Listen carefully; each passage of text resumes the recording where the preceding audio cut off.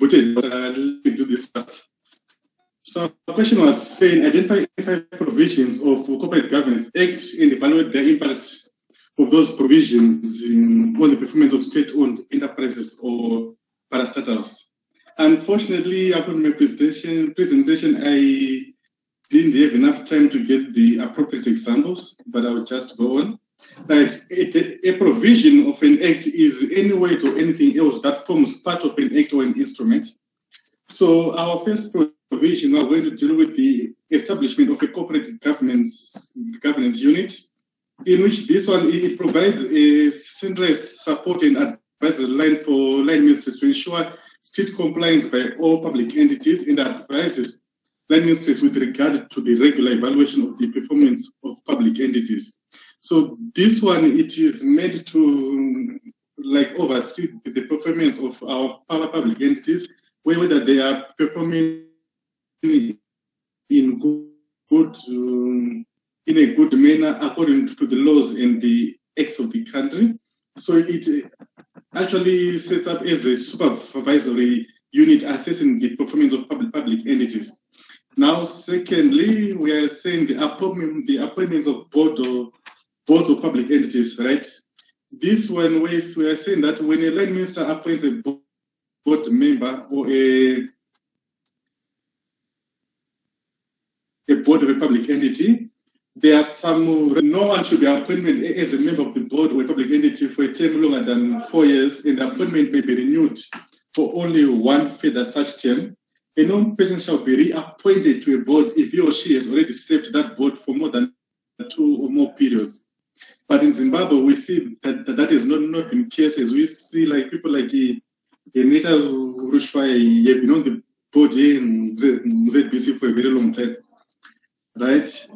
A person shall be appointed to the board of a public entity if he or she is a member of 2 other such boards, provided that the purpose of this subsection, right? So we're saying that for a person to be a member of a board, they need to have the relevant qualifications and the experience for them to sit in that board, right? We can go for the third one, the strategic plans of public entities, whereby we are saying that the board of every public entity shall write up a strategic plan for every public entity, which it is responsible for.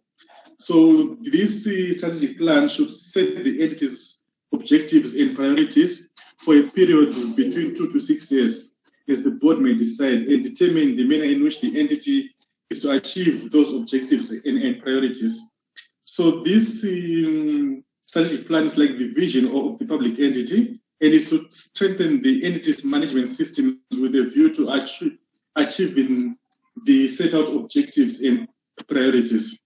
So the strategic plan should do with following all matters which are relevant to the performance of the public entity, and that's how the public entities will be evaluated upon, right? And then we've got the fourth one, we're saying public entities should honor good corporate governance code and prepare board charters and code of ethics, whereby the board of every public entity shall conduct the business and affairs of the entity in accordance with the provisions of a good corporate governance code, and the chief executive officer of everybody shall prepare a code of ethics for the entity and shall conduct the business and affairs of the entity with accordance with that charter and with that code. Then the fifth one, we have got the meetings of boards of public entities, whereby the chairperson of the board of every public entity shall ensure that the board meets at least once every 3 months on a quarterly basis, as stated in the law, and that a board of a public entity may meet without a quorum for 90 days, whereby temporary meetings should be set up, whereby the meetings should not last for more than 90 days when we have got a meeting whereby a quorum is not met. And at least once a year, the board of every public entity shall convene an annual general meeting.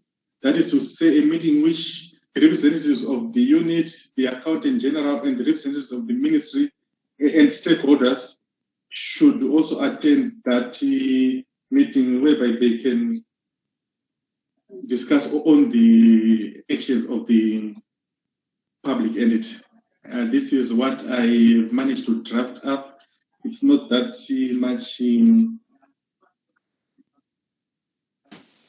Anyway, thank you so much for that presentation. Any reactions from the other colleagues? Okay, thank you. My reaction is coming from two sides.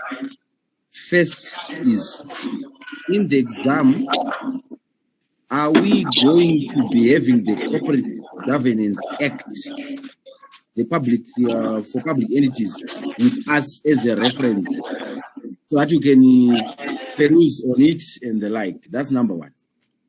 Then number two, from the Dumisani's presentation, when the question is saying, can you come up with 5 provisions of five provisions of the Public Entity Corporate Governance Act of Zimbabwe, Chapter 1031, and justify their inclusions in the Act? These provisions are we not going to reference them, to quote them, to say Chapter 2 or Section Chakati says that? So that is a provision. That's the reason why I've asked it. Are we going to have the copy for us to peruse, so that we may copy and paste as it is? Since the definition yatanga kupape kutanga, these are the statements which are in an act or a provision in an act, which means we need to copy or paraphrase. That's my reaction from this presentation. Thank you. Okay, thank you, Jeremiah. My quick reaction to your questions. The first one, we are not going to give you any acts in the exam room lest it becomes an open book. And then the other thing, if you don't want to labor yourself, in case you may wrongly quote and then it becomes a wrong response, because you might say, according to Section 2A1, if you get it wrong, it means everything is wrong. Probably it's safer to say one of the provisions of the Public Entities Corporate Governance talks about the meetings and minutes. Then you say, according to the Act, it actually requires that meetings are done on a quarterly basis, and a correct record of the minutes are supposed to be kept, and they are supposed to be signed off and all sorts of things. And then you also look into the question, it talks about the impact of those provisions on the performance. What would the minutes help in the performance of the parastatals? Will they be records that will be referred to? Will they be records that will be used for decision making? And then if we talk about probably the composition of the corporate governance unit, what is the impact of having that unit in parastatals or something like that? So I think it will be safe if you are not really sure of the right quotings or the right subsections and sections. You just say the provision gives this element. I think that's what I think. I don't know for others.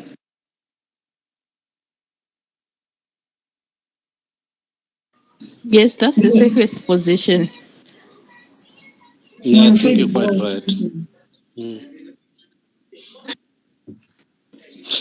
Just to add on, this question is similar to that group assignment that we did, whereby we're asked to look for the provisions and provide the implications of each provision. So I wanted to add on what Dumisan presented, because he sort of came short in terms of the implications, the impacts of the provisions that he provided.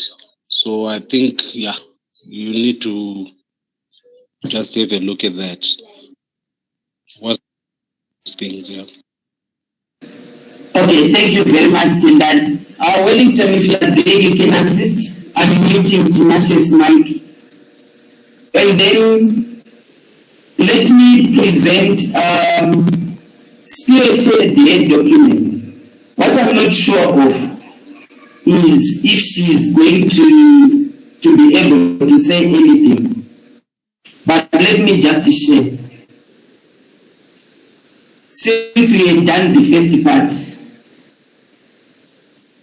so I want confirmations that my screen is about to show up there. Let me make it large. Okay. So the first part, we talked about it. It's about the roles of the directors. So that is the first part. So moving to the second part. This is what they wrote on duality. Let me make it large. They say duality is the practice of a single individual serving as both CEO and board chair. And it usually in small companies so that they can manage costs. But it is also prevalent in family-owned companies and SMEs. Then the merits, there is clear direction of a single leader. Then they describe what it means. They also say one of the merits is efficiency and effectiveness. In that the company doesn't need to spend more time to hire CEOs from outside, then it has got a lot of inefficiencies. Then that merit, they said, shareholder interest. Where the CEO duality is retained, shareholders' interest will be protected by aligning the interests of the CEO and shareholders by a suitable incentive scheme for the CEO. Then the Stewart theory emphasizes that a firm should apply the duality role, where the board of directors is also the CEO, the chair of the board of directors, the CEO of a company. The main purpose of the existence of stewardship theory is to reduce the monitoring and controlling costs,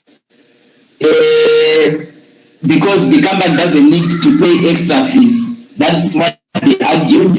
They also shared the demerits, and one of them is the segregation of duty. A strong power CEO duality actually is good because it can create a clear direction of a single leader. But on the other hand, it is a disadvantage because if a person has enormous power within a company, then it will create a problem with segregation of duties. They also mean lack of transparency, which happens when a CEO has got a strong power and he has got an opportunity to hide what is in the company, which compromises transparency. Then he also said it results in managerial entrenchment, corruption, and sleeping on the job, as there is no one to rein in the CEO. CEO duality can also complicate this issue of CEO succession, whereby the CEO retires but remains in his or her role as the chairman. So it means he may retire on one position but may also not retire on the other one. Then the agent theory is also one of the argument lines that they carry, which they say it suggests separating the roles of the BOD and CEO in the running of a company to achieve the goals. The agent theory emphasizes that a company should not be led by one person who plays a dual role. So that was also another argument that they have. And then the second part of the question, what is meant by principal agent conflict? They say the principal agent problem is a conflict in priorities between a person or group and the representative authorized to act on their behalf. So an agent may act in a way that is contrary to the best interests of the principal. The main reasons for the principal agent problem are conflict of interest between the two parties and the asymmetric information between them. Agents tend to possess more information than the principals. So the principal agent problem generally results in agents' costs. This dilemma exists in circumstances where agents are motivated to act in their own best interests, which are contrary to their principles. So this is an example of a moral hazard. So the problems, they wanted to put problems there, but I'm not seeing any problems there. But they also suggested some solutions, for example, using seniority wages This year they entered, but their question also, if I'm not mistaken, on that memo, it also talked about a discussion of conflict of interest with any two examples. So I guess the group is going to do justice on it. Someone is complaining about my mic. I think I need to sort it. So thank you, group 1. Now we move on to the last group, which is group reader question number 5. Bank of East, Theo and Prim can take over. Thank you. Sorry, Ishmael, before you move forward, can you just scroll up a bit?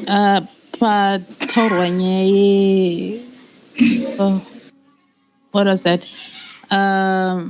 Segregation. There's segregation of roles.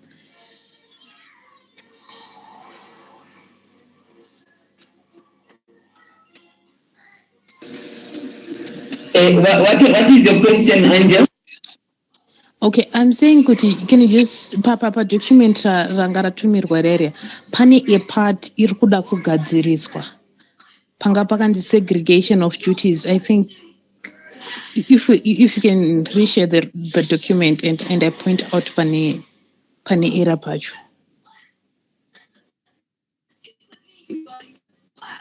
Yeah, that's exactly. Thank you. The statement here, that if a person has enormous power within a company, then it will create segregation of duties. No, it doesn't create segregation of duties. It doesn't create segregation of duties because of any power around this. Segregation of duties is whereby we say na bank teller, na branch manager to authorize a transaction. But in duality, we are saying that the bank teller is able to authorize these transactions. Saka pakadaro segregation of duties. Munakadaro yano kwanza kuinvest la funds a company. So in kanapa in a duality, a CEO can approve high packs for himself.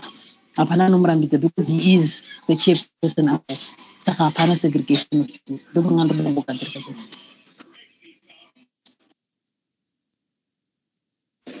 Okay, thank you very much, Pedro. Now we move on to question number 5. I'm stopping to share. Question number 5. Who are the presenters? The presenters are of the East, Theoshita, Premi.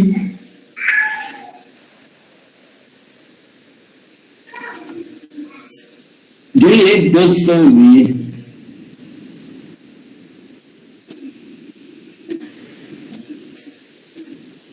Seems not. So we can just go through it. Teaching Onesana as a group. Let me share the question paper. The question. Then we just remember the meeting, then those who know chapter, you cannot the team will share with us their presentation. Okay, so it's question number 5. In light of corporate social responsibility, discuss the single versus triple bottom line principles in communities where corporates operate.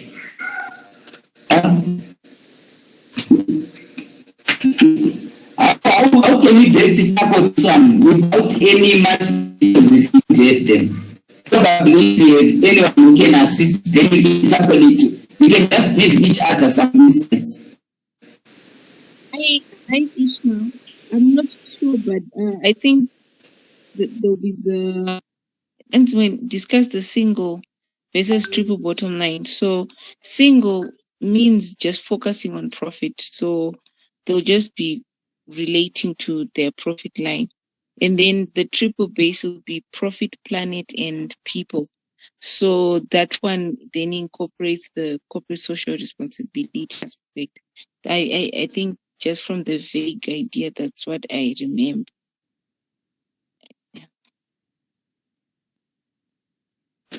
Okay, thank you, Nancy. Blessing, do you have anything to say there? Mazarura.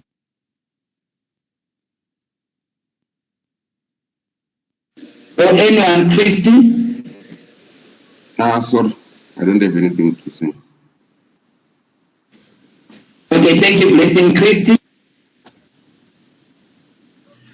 Nothing at the moment, but I think from what has been shared, maybe the single, then you also end up the triple. I think in Dopanos Okupa, sorry, let me just read the question. Okay, then it means that you are turning areas expand from, like she mentioned, connected as people, the social cover, social corporate responsibility. Then we move on to planet. Then we cover also planet. I think also an issue here, some examples, we also get more marks from that. Then gender profit, that's bottom triple. Do wealth for the shareholders and everything, benefits to other stakeholders as well. So you just broaden it by just including all those who benefit from areas as well. I think that's how you can tackle it. I think. Thank you. Yes, thank you very much. Rainbow and Auxilia, you are on the same mic. You can speak. Thank you, Chris. I'm just deducing from what Les has said.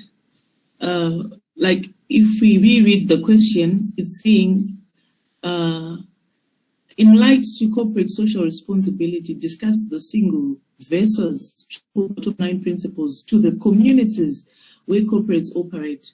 So I think the issue here is to first note that what benefits the communities where the corporates operate. Like here we are saying if it's the single, then we know that the single, they are focusing only on making profits. But then if it's the triple bottom line principles, then they're focusing on the profit, the people, and the planet. So by comparison, it means that the triple has the people and the planet in mind despite the profit. But the profit is only looking at them making a profit. And then moving on, I think we should also give like what Christy just said, giving examples on those corporates that are working in communities and that are looking at making profit only, and those that are looking at making profits, also looking at people's needs and the planet. I think when we're looking at the planet, we can talk about those corporates who are maybe in mining. What do they do after they what can I say? There's some corporates that when they're doing the mining, they use some dangerous chemicals, what. And then what do they then do after causing so much damage to look after the planet that they're working on? I don't know if I'm right there. Okay, thank you very much, Oxim. Angel, you want to say something? Shekani also said before Angel. Yes, before Angel, Shekani Moyo says the planet covers the environment, and you should also use the funnel approach on examples. So thank you, Shekani Moyo. Angel, you can go ahead. Okay, I was saying on the triple bottom line, I something on that. So the first part is we define what it is, and then it focuses on the people, profit, and the planet. So when you're talking about the profit, this was the sole focus before the triple bottom line, where the firms were just looking at what the return they can get from the business.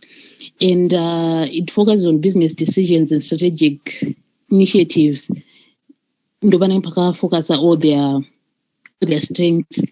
But with recent developments, they've moved from that. And what impact does profit, focusing on profit have to the community. And it was saying if a company's profit increases, it provides proper training to its employees. Saka munhu unenge uchitobenefita in that way. What, let's say, like company owns a new software, something that you had not come across in your life, probably something to jump in the industry, or any skill that you can talk about. You have been empowered. Then it establishes job growth, because you're saying if a company's profits each expand, and on shop one, you're going to get 2, 3, 4, you're going to employ more people. So that's the benefit of having a company focusing on profit. Then we go on to look at the aspect here.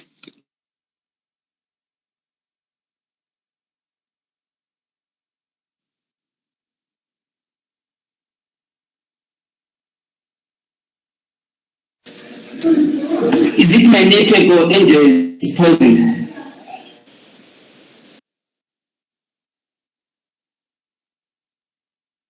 People, and it is. The people aspect highlights this inclusive of employees, customers, and in the community that the business operates in. And ways of implementation include customer experience, fair hiring, and also the in-house training programs. Let's say like a company from the community it's operating in, you are not going to hire elsewhere. We're going to take our labor from that particular community. Some companies, for example, vanoti kana baba vako kana mai vako vaishanda ipapo, if they fall sick or if they pass away, they take on the child. So that's a way kuti parambe paine some form of income within that family. So that's an impact that focusing on people can have. And also you can have incentive employee programs like COVID allowance and things like that.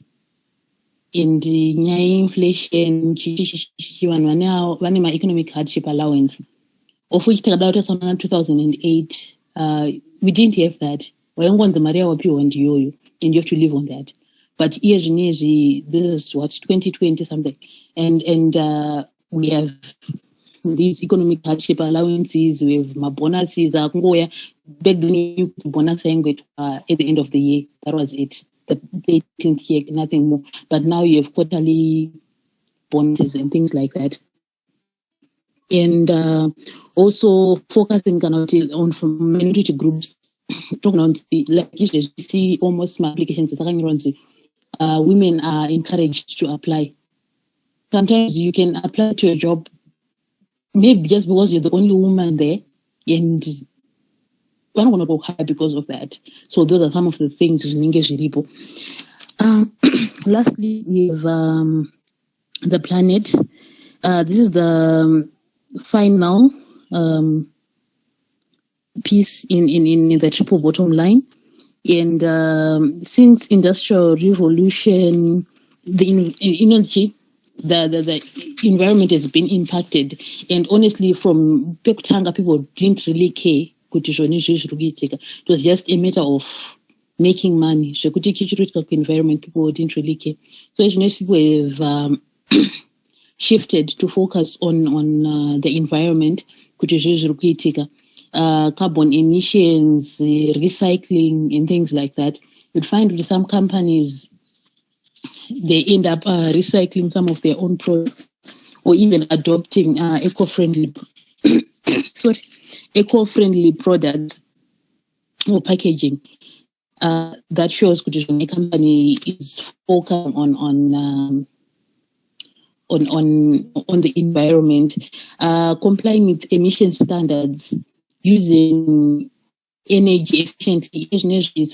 Some companies, like you check some building the old mutual issue. The ones they had Kudara and the ones they currently have Avarkuvaka or Avarku. They're focusing on using natural lighting as much as possible. Varku is a glass, and they limit the use of electricity in terms of using my light. Some companies, like if you go to office here, besides, wema solar in their car park shares solar. So that's a way of preserving energy and using renewable energy. Yeah, I think that's all I had. Okay, thank you very much, Angel. Anyone who is still itching to say something before we end the session? Indoda kubvunza on this thing. Are these theories or incorporate social responsibility, social line principle and the triple bottom line principle? So can we safely add them to the Carol, the pyramid, as additional to these ones? Thank you.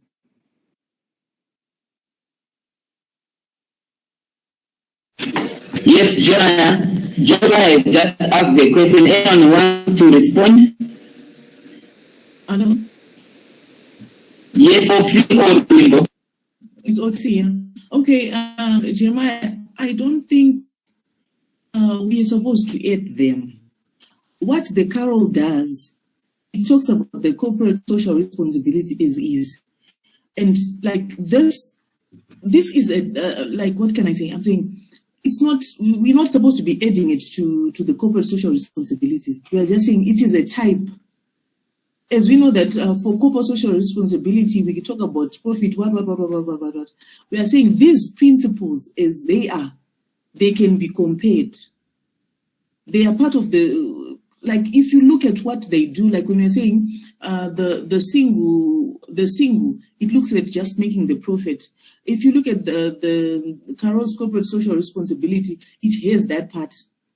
And then this one, it has three of the components that are in the what? That are in the Carol's corporate social responsibility. I don't think the question should be about joining them, adding them. We're just supposed to look at this as is. That's my thinking. Thank you. Yes, that's true. And I also think they can be taken as alternative approaches. And like some would choose to follow Carol, some would choose to follow the triple bottom line for various reasons. So yeah, they explain the same thing, but and choose what relates better to them. Okay, thank you very much for the contributions. So, colleagues, I'm a chairman or chairperson who is very particular about time. And thank you very much for the contributions, for the discussions. For those who are doing their write-ups, we kindly share with Nancy so that we can get the updated write-up so that we can have a look at it. So I am handing over to the person who created the meeting, but let us also make sure that in our next sessions we do our researches, we are in time so that we can start the discussions and end early. Thank you for the opportunity. Bye, colleagues. Yes, Chairman. you still want to give me some responsibilities? Yes, go ahead. Not responsibilities, but is this a good platform to discuss starting time boss ndambona vamwe vachiratidza kuti 7 dzanga dzichiva manikidza vamwewo vanoratidza kuti 8 dzinova manikidza saka ndizangu kana tingazvitaura izvozvo kana tozozvitaura mugroup tozotaura mugroup but zvakaipei kutanga matangira ataita ezvinezvi 9 o'clock dziri kuzotaa vanhu tatoenda takunorevisa zvataita vanoda kurara sesu takutorara ndizi vangu maybe yes Angel. I was thinking of the consideration can we do it 8 was okay because you'd find things like that, and also yemagets and then you the weekend like we really didn't have much, like we were less traveling and things like that. Most people were at home. So I think maybe that was the reason you Tangena 8 midweek and maybe adjusted a bit during the weekend. Okay, so it means tomorrow the sessions that are at 4, they are still on, and then can I tap on Monday, Tuesday, Wednesday, but I'm not 8. I think so. But to emphasize midweek is we should at least try to keep our time in check. I've got a concern as well. Issue in my presentations. I don't know, like what I took it on my previous days. Those who are known to do their part of what they would have been assigned to do. Kuitira kuti tisave nema-inconveniences ekuti alright, imagine deipanga pasina the next person anenge achizoziva kuti way forward yachotodii munhu esobva tanga kuti I wasn't prepared, I didn't know what. I think tikambofocus on vanhu vari serious vanoda havo kupresent and then havo vanenge vachida kungoitawo mabackbencher oita.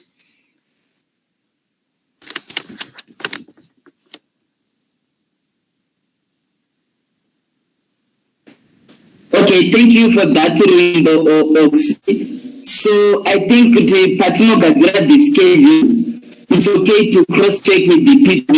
Are you okay? Are you going to it? So that we get assurance, because I remember I was really put off the other discussions where almost everyone I go down and asking us to people me say, but I want to try.